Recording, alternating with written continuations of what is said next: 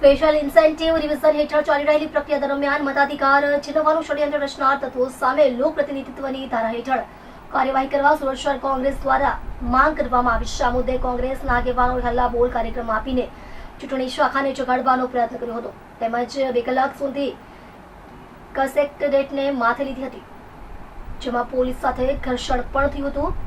ભારતની લોકશાહીને કમજોર બનાવવાના ઉદ્દેશ્યથી ભરવામાં આવેલા ફોર્મમાં મોટેભાગે જે તે સ્થળે વસવાટ કરતા તેમજ હયાત મતદાતાઓના નામ કમી કરવા પ્રયત્ન કરવામાં આવે છે, જેનાથી મતદાર તેના મતાધિકારથી વંચિત રહી જાય અને એક ચોક્કસ રાજકીય પાર્ટીને લાભ મળી શકે। તંદુરસ્ત લોકશાહી પ્રણાલીમાં મતદાતાને તેના મતાધિકારથી વંચિત રાખવાનો પ્રયત્ન કરનાર લોકશાહીના હિત શત્રુએ કોઈ પણ પ્રકારના પુરાવા વિના ફોર્મ 7નો દુરુપયોગ કર્યો છે। આવા ફોર્મ ભરનાર તમામ વિરુદ્ધ લોક પ્રતિનિધિત્વ અધિનિયમ 1950ની કલમ 31 હેઠળ કાર્યવાહી કરવામાં આવે, જેમાં ખોટું નિવેદન આપનારને 1 વર્ષ સુધીની જેલની સજાની જોગવાઈ છે। ખોટી રીતે ફોર્મ 7 ભરનાર એક પણ શખ્સને બક્ષવામાં ન આવે એવી માંગણી કોંગ્રેસ દ્વારા કલેક્ટર કચેરી ખાતે હલ્લાબોલ કર્યો હતો। કલેક્ટર ખાતે હલ્લાબોલ પછી કોંગ્રેસના કાર્યકરોએ બી બિલ્ડિંગમાં પ્રવેશ કરવાનો પ્રયાસ કર્યો હતો, પરંતુ પોલીસે દરવાજો બંધ કરી દેતા ધક્કા મૂકી સર્જાઈ હતી। આ સમયગાળા દરમિયાન પોલીસનો જોરથી હાથ વાગી જતા પ્રિન્સ પાંડે નામના કાર્યકર બેભાન થઈ ગયા હતા, જેથી તેમને તાત્કાલિક મિશન હોસ્પિટલમાં ખસેડવામાં આવ્યા હતા, જ્યાં ઇનર હેડ ઇન્જરી જણાતા તબીબોએ સીટી સ્કેન માટે મોકલ્યા હતા। તેમના રિપોર્ટની રાહ જોવાઈ રહી છે। મારું નામ એડવોકેટ ઝેબા પઠાણ છે। હું યુથ કોંગ્રેસ ગુજરાત પ્રદેશની મહામંત્રી છું અને કાર્યકર્તા છું કોંગ્રેસની। આજે અમારો જે વિરોધ છે તે ફોર્મ નંબર 7 ને લઈને છે, જેનો કથિત દુરુપયોગ એટલે ખાસ કરીને હવે એવું લાગી રહ્યું છે ષડયંત્ર કે ફોર્મ નંબર 7 કરવામાં જ બનાવવામાં આવ્યું છે। એનો રીઝન જ આ છે કે ભાઈ આવી રીતના વોટર્સને ડિલીટ કરીને એ લોકોનો મત અધિકાર છીનવવામાં આવે। વાત કરીએ તો સાચી મતદાર નોંધણીની પ્રક્રિયા હતી અને તમે કહો છો કે આનો ઉપયોગ જ એટલા માટે કર્યો છે।